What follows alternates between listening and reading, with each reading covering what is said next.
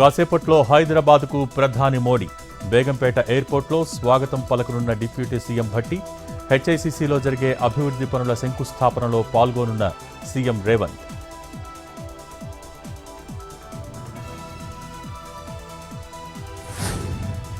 సాయంత్రం పెరేడ్ గ్రౌండ్స్లో ప్రధాని భారీ బహిరంగ సభ.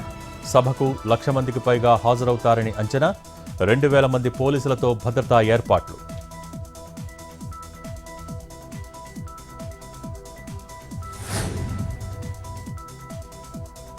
పవర్ కోసం డీఎంకేకు వెన్నుపోటు పొడిచింది. కాంగ్రెస్పై తీవ్ర స్థాయిలో ప్రధాని మోడీ ఫైర్.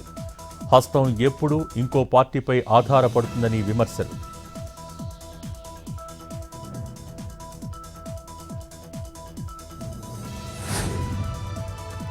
తమిళనాడు సీఎంగా బాధ్యతలు తీసుకున్న విజయ్. సెక్రటేరియట్లో విజయ్కు పోలీసుల గార్డ్ ఆఫ్ హానర్.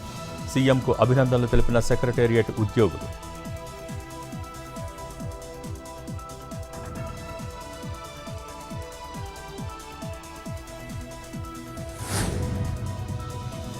పాఠశాల విద్యలో ఇంటర్మీడియట్ విలీనంపై సీఎం రేవంత్ సమీక్ష. ఈ ఏడాది యథావిధిగా ఇంటర్మీడియట్ అడ్మిషన్స్. శాసనసభలో చర్చ తర్వాతే తుది నిర్ణయమన్న ముఖ్యమంత్రి.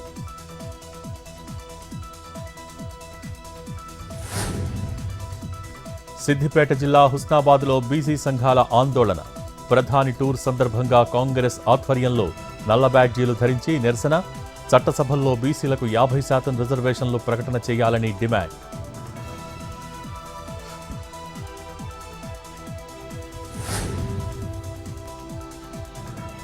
సంగారెడ్డి జిల్లా పటాన్ చెరువు బస్టాండ్ దగ్గర అగ్ని ప్రమాదం. గ్యాస్ సిలిండర్ పేలటంతో ఖానావళి హోటల్లో చెలరేగిన మంటలు. పేలుడు ధాటికి ఎగిరిపడ్డ హోటల్లోని సామాగ్రి. మంటల్నార్పిన ఫైర్ సిబ్బంది. ఒక్కసారిగా భారీ శబ్దం రావడంతో భయాందోళనకు గురైన స్థానికులు.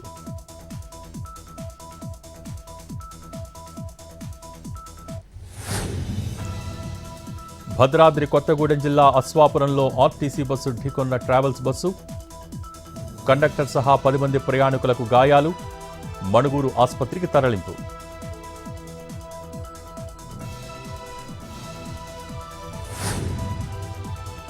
జగిత్యాల జిల్లా కోరుట్లలో ఆధ్యాత్మిక శోభ. శ్రీ వెంకటేశ్వర ఆలయంలో సామూహిక శనివార వ్రతాలు. శ్రావణ నక్షత్రం సందర్భంగా ప్రత్యేక పూజలు.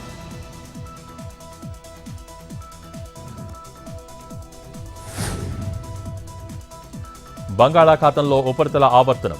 రేపటికి అల్పపీడనంగా బలపడే ఛాన్స్. రేపు కోస్తా రాయలసీమ జిల్లాలకు వర్ష సూచన. 40 నుంచి 50 కిలోమీటర్ల వేగంతో ఈదురుగాలులు వీచే అవకాశం.